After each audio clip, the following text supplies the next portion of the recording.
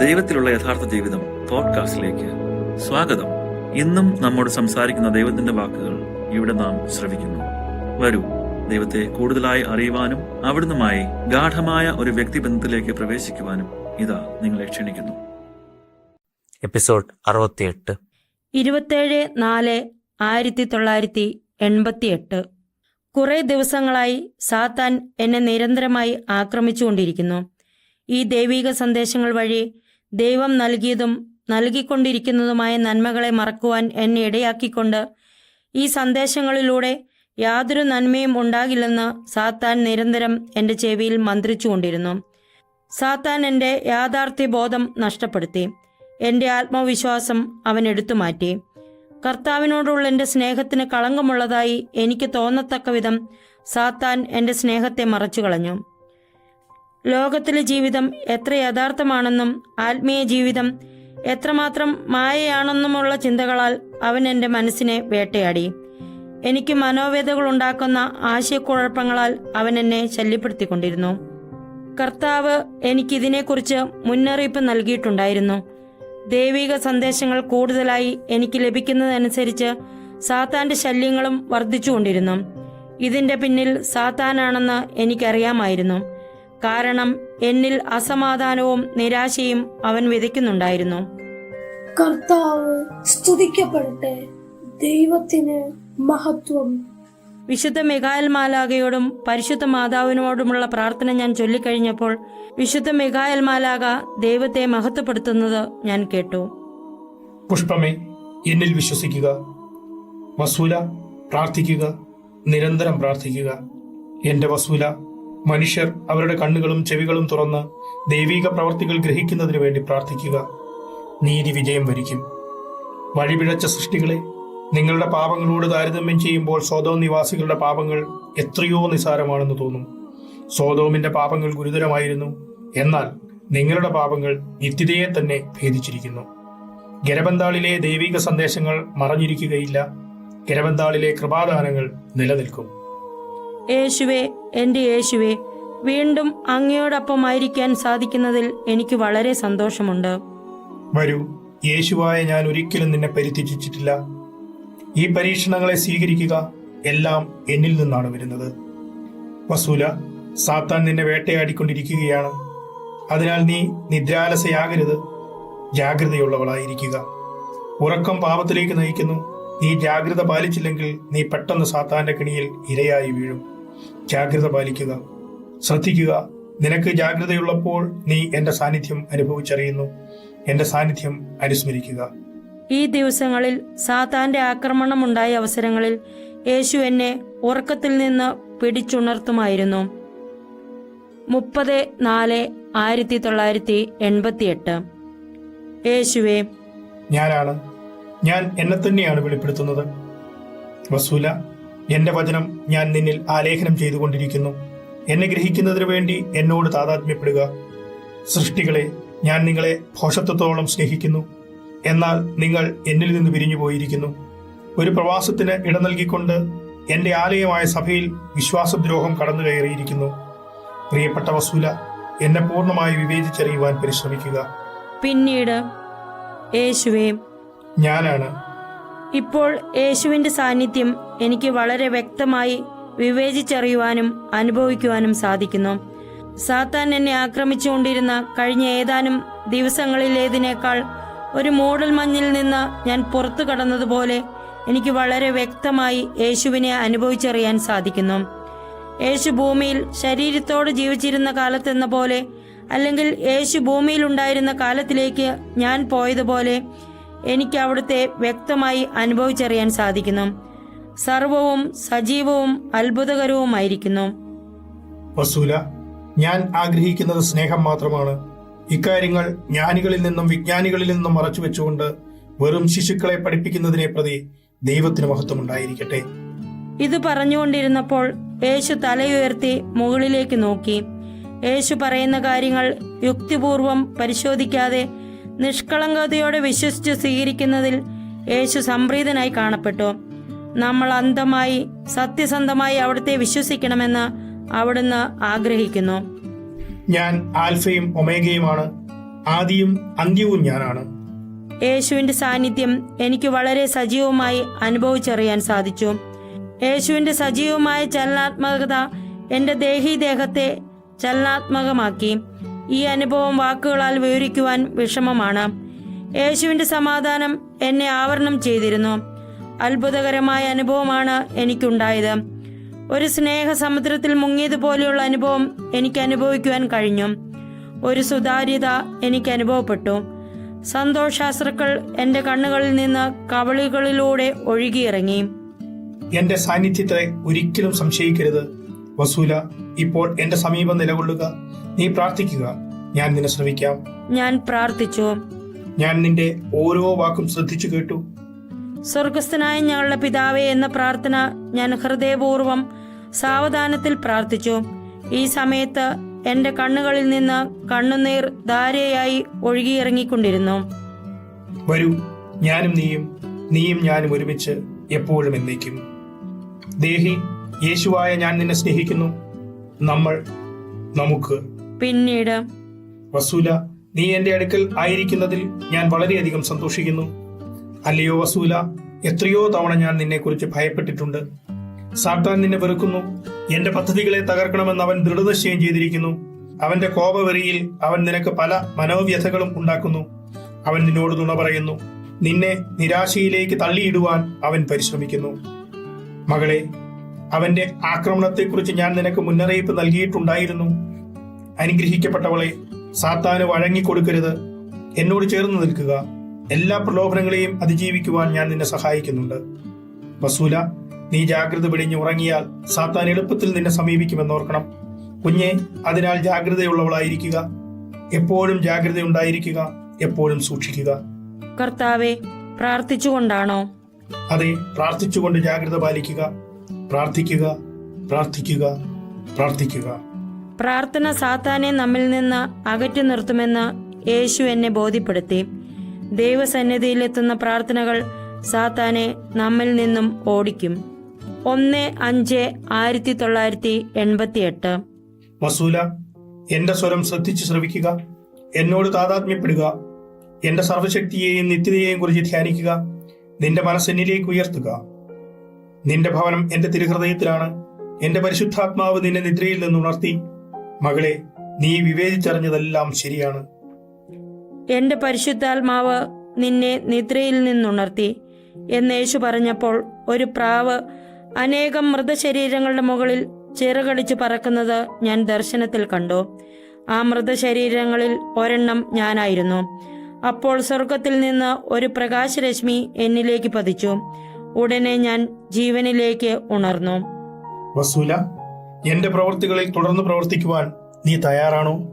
ഞാൻ പ്രവർത്തിക്കണമെന്ന് അങ്ങ് ഇപ്പോഴും ആഗ്രഹിക്കുന്നെങ്കിൽ കർത്താവെ, ഞാൻ തയ്യാറാണ്. എൻ്റെ കഴിവില്ലായ്മയെക്കുറിച്ച് അങ്ങ് ഓർക്കണമേ. കർത്താവെ, എന്നെ സഹായിക്കണമേ. എന്നോട് ഇത്രമാത്രം ക്ഷമ കാണിക്കുന്നതിന് കർത്താവെ, അങ്ങേക്ക് നന്ദി. ഞാൻ ഒട്ടും അർഹിക്കാത്ത അങ്ങയുടെ കൃപാദാനങ്ങൾ എൻ്റെ മേൽ വർഷിക്കുന്നതിന് അങ്ങേക്ക് നന്ദി. എൻ്റെ മരണം വരെ ഞാൻ അങ്ങയെ സ്നേഹിക്കുന്നു. മകളെ, ഞാൻ നിന്നെ സ്നേഹിക്കുന്നു. ഞാൻ നിന്നെ അനുഗ്രഹിക്കുന്നു. എന്റെ ഈ ദൈവിക സന്ദേശങ്ങൾ മനുഷ്യർ നിന്ദിച്ചിട്ടുള്ള എന്റെ അനേകം മറഞ്ഞിരിക്കുന്ന പ്രവൃത്തികളെ പ്രകാശിപ്പിച്ച് പുറത്തു കൊണ്ടുവരും. ഞാൻ സൗഖ്യമാക്കി ഉയർപ്പിച്ച കുഞ്ഞെ, എന്റെ തിരുഹൃദയത്തിന്റെ ഉള്ളറയിലേക്ക് നിനക്ക് പ്രവേശിക്കുവാൻ കഴിയേണ്ടതിന് ചെറുതായി നിലകൊള്ളുക. നമുക്ക് അതേ കർത്താവെ, നമുക്ക് 2-5-1988. കർത്താവിന്റെ സാന്നിധ്യത്തിൽ ഇപ്രകാരം അവിടുത്തെ സന്ദേശം എഴുതിക്കൊണ്ടിരിക്കെ സ്വർഗസ്ഥനായ ഞങ്ങളുടെ പിതാവേ എന്ന കർത്തൃപ്രാർത്ഥന ചൊല്ലുവാൻ അവിടുന്ന് എന്നോട് ആവശ്യപ്പെട്ടു. ഞാൻ വളരെ സാവധാനത്തിൽ ധ്യാനപൂർവം ആ പ്രാർത്ഥന ചൊല്ലി പ്രാർത്ഥിച്ചു. എൻ്റെ ഹൃദയത്തിൽ നിന്ന് പുറപ്പെടുന്ന ആ പ്രാർത്ഥന കർത്താവ് ശ്രദ്ധിക്കുന്നുണ്ടെന്ന് എന്നെ ബോധ്യപ്പെടുത്തിക്കൊണ്ട് അവിടുന്ന് തലകുലുക്കുന്നത് പോലെ എനിക്ക് തോന്നി. അവിടുന്ന് എനിക്ക് അഭിമുഖമായി ഇരിക്കുന്നതായി എനിക്ക് അനുഭവപ്പെട്ടു. ഈ വിധത്തിലുള്ള പ്രാർത്ഥന കർത്താവ് അംഗീകരിക്കുന്നു. വസൂല, ഈ വിധത്തിൽ പ്രാർത്ഥിച്ചുകൊണ്ട് എന്നെ തൃപ്തിപ്പെടുത്തുക. സ്നേഹപൂർവ്വം പ്രാർത്ഥിക്കുക. ഞാൻ മുട്ടുകുത്തിക്കൊണ്ടാണ് പ്രാർത്ഥിച്ചത്. മണവാട്ടി, എന്റെ അമ്മയും എന്റെ വിശുദ്ധരുമൊത്ത് ഞാൻ നിന്നെ തിന്മയിൽ നിന്ന് കാത്തുരക്ഷിക്കുന്നു. ഞങ്ങളെല്ലാവരും നിന്റെ സമീപത്തുണ്ട്. എന്റെ കർത്താവെ, പിശാചിൽ നിന്ന് എന്നെ സംരക്ഷിക്കുന്നതിന് അങ്ങേക്ക് നന്ദി. 4/5/1988. ജപമാലയുടെ ഒരു ഭാഗം ഞാൻ പ്രാർത്ഥിച്ചു. ഒരുപക്ഷെ ഞാൻ ശരിയായ വിധത്തിൽ പ്രാർത്ഥിച്ചിട്ടില്ലായിരിക്കാം. എങ്കിലും ഞാൻ വേണ്ടവിധം പ്രാർത്ഥിക്കുവാൻ പരിശ്രമിക്കുന്നു. തുടർന്ന് യേശു നിർദ്ദേശിച്ചിട്ടുള്ള 3 പ്രാർത്ഥനകൾ ഞാൻ ചൊല്ലി. ഈ സന്ദേശം വായിക്കുന്നവർ അറിയുന്നതിനു വേണ്ടി ആ 3 പ്രാർത്ഥനകളും ഞാൻ എഴുതുന്നുണ്ട്. യേശുവേ, ഞാനാണ്, നിനക്കെന്റെ സമാധാനം ഉണ്ടാകട്ടെ. ഇത് കർത്താവായ ഞാനാണ്, നീ ഭയപ്പെടരുത്. യേശുവിന് പകരം പിശാച് യേശുവായി നടിച്ചുകൊണ്ട് എന്നെ സമീപിക്കുന്നതാണോ എന്ന് ഞാൻ ചിലപ്പോൾ ഭയത്തോടെ ചിന്തിക്കാറുണ്ട്. അത്തരം സന്ദർഭങ്ങൾ ഞാൻ പെട്ടെന്ന് വിവേചിച്ചറിയാറുണ്ട്. ഞാൻ വിവേചിച്ചറിഞ്ഞു കഴിഞ്ഞാൽ ഉടൻ തന്നെ പിശാച് ഓടിയകലും. കർത്താവെ, ഇനി ഞാൻ എന്താണ് ചെയ്യേണ്ടത്? ദൈവത്തെ തൃപ്തിപ്പെടുത്തുവാൻ ഞാൻ ആഗ്രഹിക്കുന്നു. എന്നെ ആരാധിക്കുക. മെഡ്ജുഗോറിയയിലെ എന്റെ വിശുദ്ധ കുരിശ് സജീവമായി ജ്വലിക്കുന്നു. എന്റെ ദൈവിക പ്രവൃത്തികളുടെ സൗഖ്യമായി നിലകൊള്ളുന്ന വാഗ്ദാന പേടകമായ എന്റെ അമ്മയിലൂടെ നൽകിക്കൊണ്ടിരിക്കുന്ന കൃപാദാനങ്ങളാൽ ആ പ്രദേശം മുഴുവനും ഞാൻ അനുഗ്രഹിച്ചിരിക്കുന്നു. യൂഗോസ്ലാവിയയിലെ മെഡ്ജുഗോറിയ ഒരു ഗ്രാമമാണ്. 1981 ശേഷം ഏതാനും ബാലികാ ബാലന്മാർക്ക് പരിശുദ്ധ മറിയം ദൈവിക സന്ദേശങ്ങൾ നൽകിക്കൊണ്ടിരിക്കുന്നു. കഴിഞ്ഞ കുറെ ദിവസങ്ങളായി ദൈവം എന്നെ മലമുകളിലുള്ള ഒരു വലിയ കുരിശ് ദർശനത്തിലൂടെ കാണിച്ചു തന്നുകൊണ്ടിരിക്കുകയായിരുന്നു. ആ കുരിശ് ജ്വലിച്ചുകൊണ്ടിരിക്കുന്നു, എന്നാൽ കത്തിക്കൊണ്ടിരിക്കുകയല്ല. നേരെ മറിച്ച് കുരിശിന്റെ ഉള്ളിൽ നിന്ന് പ്രകാശിക്കുന്ന തരത്തിലുള്ള ജ്വലനം. അഗ്നിയാൽ ജ്വലിക്കാത്ത എന്നാൽ പ്രകാശം പരത്തുന്ന ഒരു കുരിശാണ് ഞാൻ ദർശനത്തിൽ കണ്ടത്. എന്നെ ശ്രവിക്കുക. കുറഞ്ഞ കാലത്തിനുള്ളിൽ അവിശ്വാസികൾ ആ മലമുകളിൽ മുട്ടുകുത്തുവാൻ ഞാൻ ഇടയാക്കും. എന്റെ വിശുദ്ധ കുരിശ് സജീവമായ ജ്വാലയാൽ ജ്വലിച്ചുകൊണ്ടിരിക്കുന്നു. ഇവിടെയുള്ള അഗ്നി എന്താണ് സൂചിപ്പിക്കുന്നതെന്ന് ഞാൻ കർത്താവിനോട് ചോദിച്ചപ്പോൾ അവിടുന്ന് എനിക്ക് തന്ന മറുപടി ജീവൻ എന്നായിരുന്നു. വസൂല, ആ മണിക്കൂർ ആസന്നമായിരിക്കുന്നു, വളരെ ആസന്നമായിരിക്കുന്നു. വരിക, എന്റെ പ്രിയപ്പെട്ടവരെ, എന്റെ അടുക്കിലേക്ക് വരിക. പെട്ടെന്ന് യേശുവിന്റെ തിരുഹൃദയത്തിൽ നിന്ന് പുറപ്പെട്ടതാണിത്. ഞാനാണ് വഴിയും സത്യവും ജീവനും. സമയമുള്ള ഇപ്പോൾ തന്നെ എന്റെ അടുക്കിലേക്ക് വരിക. പുല്ല് പച്ചയായിട്ടും വൃക്ഷങ്ങളിൽ പുഷ്പങ്ങളും ഉള്ള ഇപ്പോൾ തന്നെ എന്റെ അടുക്കിലേക്ക് വരിക. നിങ്ങൾ എന്റെ അടുക്കിലേക്ക് വരിക, ഞാൻ നിങ്ങളെ അതിയായി സ്നേഹിക്കുന്നു. യേശു നമ്മോട് യാചിക്കുന്ന രീതിയിലാണ് സംസാരിച്ചത്.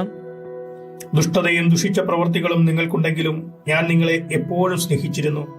സൃഷ്ടികളെ, എന്തിനാണ് നിങ്ങളെ തന്നെ സാത്താന്റെ പാദങ്ങളിലേക്ക് വെച്ചുകൊടുക്കുന്നത്? സൃഷ്ടികളെ, വസന്തകാലത്തിലെ ഇളങ്കാറ്റ് വീശിക്കൊണ്ടിരിക്കുന്ന ഇപ്പോൾ, മാനസാന്തരത്തിന് അവസരമുള്ള ഇപ്പോൾ തന്നെ എന്റെ അടുക്കിലേക്ക് വരിക. അലിയോ വസൂല, ആ മണിക്കൂർ ഏതാണ്ട് അവസാനിക്കാറായി. സംഭവിക്കാനിരിക്കുന്നത് നിങ്ങളുടെ വളരെ സമീപത്തെത്തിയിരിക്കുന്നു.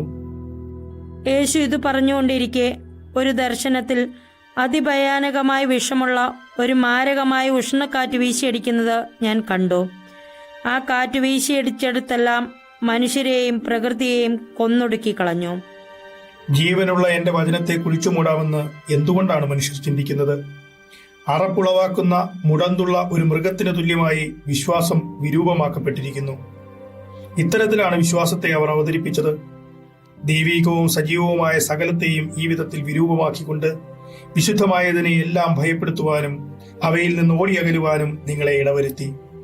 നിങ്ങളുടെ ദൈവം നിശബ്ദനും മൃദുനുമായി കഴിയണമെന്ന് നിങ്ങൾ ആഗ്രഹിക്കുന്നത് എന്തുകൊണ്ടാണ്? ഞാൻ ജീവിക്കുന്നു, സജീവമായി തന്നെ ഞാൻ പ്രവർത്തിക്കും. സഭാധികാരികൾ നിന്നെ നിരന്തരം നിഷേധിക്കും. ഫരിസേയർ എന്നെ നിഷേധിച്ചു, കാരണം സർവ്വ അധികാരവും ആധിപത്യവും അവരുടെ കയ്യിലാണെന്ന് അവർ വിശ്വസിച്ചു. ഉന്നതത്തിൽ നിന്ന് അധികാരവും ആധിപത്യവും ലഭിച്ചാലല്ലാതെ അവർക്ക് യാതൊന്നും പ്രവർത്തിക്കുവാൻ കഴിയുകയില്ലെന്നുള്ളത് അവർ മറന്നുപോയിരുന്നു. ഞാനാണ് അധികാരി. അധികാരം എനിക്കായിരുന്നു. അധികാരം എന്നേക്കും നിത്യതയോളം എന്റേതായിരിക്കും. ഇപ്പോഴത്തെ പോലെ എന്റെ ദൈവിക പ്രവർത്തികളെ നിഷേധിക്കുന്നവർ തങ്ങളുടെ അഹങ്കാരത്താൽ അന്ധമാക്കപ്പെട്ടിരിക്കുന്നു. അവരുടെ അഹങ്കാരം അവരെ മറച്ചു കളയുന്നു. വീണ്ടും വീണ്ടും തെറ്റുകൾ ആവർത്തിക്കുന്ന അന്ധരായ വഴികാട്ടികളാണവർ. പുറമേ വെടിപ്പും ഭംഗിയും പ്രദർശിപ്പിക്കുന്ന അവരുടെ ഉള്ളറകൾ ജീർണവും മൃതരുടെ അസ്ഥികളും കൊണ്ട് നിറഞ്ഞ ശവക്കല്ലറ പോലെയാണ്. എന്നെ പ്രസാദിപ്പിക്കുന്ന ശിശുസഹജമായ വിശ്വാസമാകുന്ന അരക്കച്ച നീ ധരിക്കണമെന്ന് ഞാൻ ആഗ്രഹിക്കുന്നു. അതെ, ഈ അരക്കച്ച ഒരു അടയാളമാകട്ടെ. നീ നഗ്നപാതയാകണമെന്ന് ഞാൻ ആഗ്രഹിക്കുന്നു. നീ സന്യാസിമാരെ പോലെ ആയിത്തീരുവിൻ. എന്റെ പഴയ വസ്ത്രങ്ങൾ നീ ധരിക്കണമെന്ന് ഞാൻ ആഗ്രഹിക്കുന്നു. എന്റെ വസ്ത്രങ്ങൾ വളരെ ലളിതമാണ്. യേശു രൂപകങ്ങളിലൂടെ സംസാരിക്കുകയാണിവിടെ.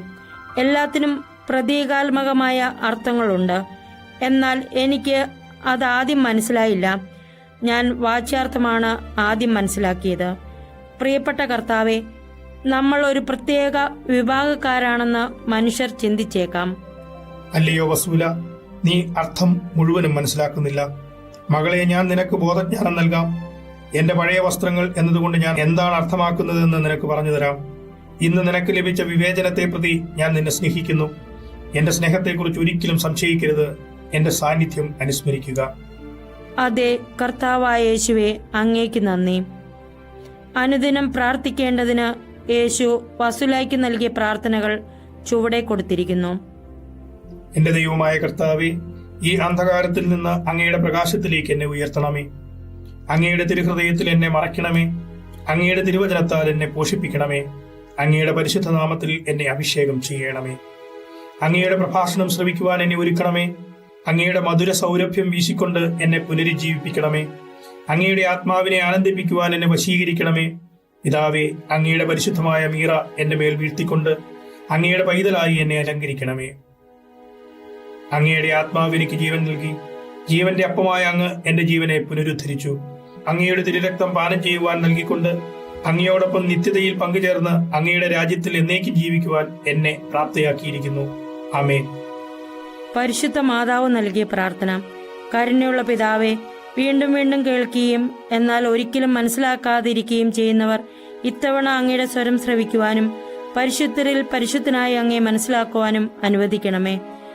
കണ്ടിട്ടും ഒരിക്കലും ഗ്രഹിക്കാത്തവർ ഇത്തവണ അങ്ങയുടെ പരിശുദ്ധ മുഖവും അങ്ങയുടെ മഹത്വവും ദർശിക്കുവാൻ അവരുടെ കണ്ണുകളെ തുറക്കണമേ. അവരുടെ ഹൃദയം തുറന്നുകൊണ്ട് അങ്ങയുടെ വിശ്വസ്തത മനസ്സിലാക്കേണ്ടതിന് അവരുടെ ഹൃദയത്തിൽ അങ്ങ് വിരൽ വയ്ക്കണമേ. നീതിമാനായ പിതാവേ, അങ്ങയുടെ പ്രിയപുത്രൻ യേശുക്രിസ്തുവിന്റെ മുറിവുകളാൽ എല്ലാ ജനതകളും മാനസാന്തരപ്പെടുന്നതിനും സുഖപ്പെടുന്നതിനുമായി ഞാൻ ഇക്കാര്യങ്ങൾ പ്രാർത്ഥിക്കുകയും അപേക്ഷിക്കുകയും ചെയ്യുന്നു. ആമേൻ. യേശുവിന്റെ തിരുഹൃദയത്തിൽ ദൃഢമായി വിശ്വസിച്ചുകൊണ്ടുള്ള പ്രാർത്ഥന. ഓ കർത്താവായ യേശുക്രിസ്തുവേ, അങ്ങയുടെ ഏറ്റവും പരിശുദ്ധമായ തിരുഹൃദയത്തിലേക്ക് ഈ നിയോഗം സമർപ്പിക്കുക. ഞാൻ വിശ്വസിച്ചർപ്പിക്കുന്നു. എന്റെ നേരെ ദൃഷ്ടി അയക്കുക മാത്രം ചെയ്യണമേ. അങ്ങയുടെ തിരുഹൃദയം പ്രചോദിപ്പിക്കുന്നത് ചെയ്താലും അങ്ങയുടെ തിരുഹൃദയം തീരുമാനിക്കട്ടെ. ഞാൻ അതിൽ വിശ്വസിക്കുകയും ആശ്രയിക്കുകയും ചെയ്യുന്നു. ഞാൻ അങ്ങയുടെ തിരുഹൃദയത്തിന്റെ കാരുണ്യത്തിൽ അഭയം തേടുന്നു. കർത്താവായ യേശുവെ, അങ്ങ് എന്നെ കൈവിടുകയില്ല. യേശുവിന്റെ തിരുഹൃദയമേ, ഞാൻ അങ്ങയിൽ ശരണപ്പെടുന്നു. യേശുവിന്റെ തിരുഹൃദയമേ, എന്നോടുള്ള അങ്ങയുടെ സ്നേഹത്തിൽ ഞാൻ വിശ്വസിക്കുന്നു. യേശുവിന്റെ തിരുഹൃദയമേ, അങ്ങയുടെ രാജ്യം വരട്ടെ. യേശുവിന്റെ തിരുഹൃദയമേ, ഞാൻ അനേകം അനുഗ്രഹങ്ങൾക്കായി അപേക്ഷിച്ചിട്ടുണ്ട്. എന്നാൽ ഈ ആവശ്യത്തിനായി ഞാനിപ്പോൾ തീക്ഷ്ണമായി യാചിക്കുന്നു. ഇത് സ്വീകരിക്കണമേ. ഇത് അങ്ങയുടെ തിരുഹൃദയത്തിൽ വയ്ക്കണമേ. അങ്ങയുടെ അമൂല്യ രക്തത്താൽ ആവരണം ചെയ്യപ്പെട്ട് ഇതിനെ കാണുമ്പോൾ നിത്യപിതാവ് ഇത് നിരസിക്കുകയില്ല. ഇനി ഒരിക്കലും ഇതെന്റേതല്ല. യേശുവെ, അങ്ങയുടെ പ്രാർത്ഥനയായിരിക്കും. യേശുവിന്റെ തിരുഹൃദയമേ, ഞാൻ അങ്ങിൽ വിശ്വാസം അർപ്പിക്കുന്നു. എനിക്കൊരിക്കലും ലജ്ജിക്കാൻ ഇടവരാതിരിക്കട്ടെ. ആമേൻ. മുഖ്യദൂതനായ വിശുദ്ധ മിഖായേലിനോടുള്ള പ്രാർത്ഥന. മുഖ്യദൂതനായ വിശുദ്ധ മിഖായേലെ, പോരാട്ട സമയത്ത് അങ്ങ് ഞങ്ങളുടെ തുണയും സഹായവുമായിരിക്കണമേ. പിശാചിന്റെ ദുഷ്ടതയിലും കെണിയിൽ നിന്ന് ഞങ്ങളെ രക്ഷിക്കണമേ. ദൈവം അവനെ ശാസിക്കട്ടെ എന്ന് ഞങ്ങൾ എളിമയോടെ പ്രാർത്ഥിക്കുന്നു. മനുഷ്യരെ നശിപ്പിക്കാൻ ലോകമെങ്ങും ചുറ്റി നടക്കുന്ന സാത്താനെയും മറ്റെല്ലാ ദുഷ്ടാരൂപികളെയും അല്ലയോ സ്വർഗീയ സൈനാധിപ, അങ്ങ് ദൈവത്തിന്റെ ശക്തിയാൽ അവയെ നരകാഗ്നിയിലേക്ക് തള്ളുകയും ചെയ്യണമേ. ആമേൻ. എത്രയും ദയുള്ള മാതാവേ, നിന്റെ സങ്കേതത്തിൽ ഓടി വന്ന് നിന്റെ സഹായം തേടിയവരിൽ ഒരുവനെയും നീ ഉപേക്ഷിച്ചതായി കേട്ടിട്ടില്ല എന്നോർക്കണമേ. കന്യാവ്രതക്കാരുടെ രാജ്ഞിയായ കന്യകയെ, ദയുള്ള മാതാവേ, ഈ വിശ്വാസത്തിൽ ശരണപ്പെട്ട് നിന്റെ തൃപ്പാദത്തെങ്കിൽ ഞാൻ അണയുന്നു. വിലപിച്ച് കണ്ണുനീർ ചിന്തി പാവിയാ ഞാൻ നിന്റെ ദയാധിക്യത്തെ കാത്തുകൊണ്ട് നിന്റെ സന്നിധിയിൽ നിൽക്കുന്നു. അവതരിച്ച വചനത്തിന്റെ മാതാവേ, എന്റെ അപേക്ഷ ഉപേക്ഷിക്കാതെ ദയാപൂർവം കേട്ടരുളണമേ. ആമേൻ. നിങ്ങൾ കേട്ടത് ദൈവത്തിലുള്ള യഥാർത്ഥ ജീവിതം പോഡ്കാസ്റ്റ്. അടുത്ത എപ്പിസോഡിൽ വീണ്ടും കണ്ടുമുട്ടുമ്പോഴേക്കും അവിടുത്തെ കരുണാദ്ര സ്നേഹത്തിൽ ഒരു പടി കൂടെ ആഴപ്പെടാൻ ഇടവരട്ടെ.